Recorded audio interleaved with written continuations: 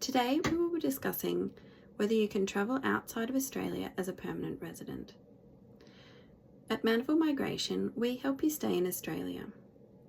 So, congratulations, you've got PR, permanent residency. This is excellent and it's a very difficult step, oftentimes for people to get to, so that's great.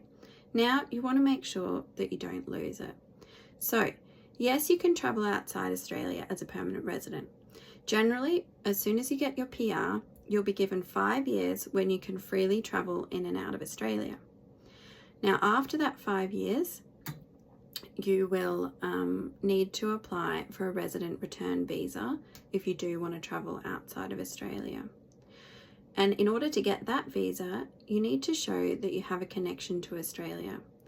So generally, it is important that you don't spend more than sort of half your time outside of Australia during that period before applying for the resident return visa.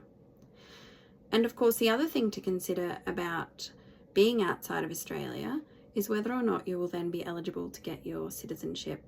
So generally for citizenship, you need to have been living in Australia for 4 years and as a permanent resident for 1 year.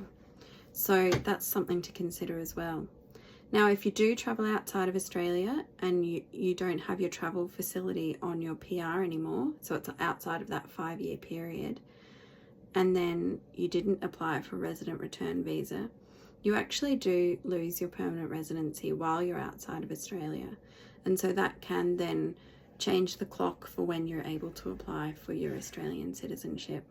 But you can apply for your resident return visa when you're outside Australia. And to do that, you will need to show that you have ties to Australia and have spent a certain amount of time in Australia.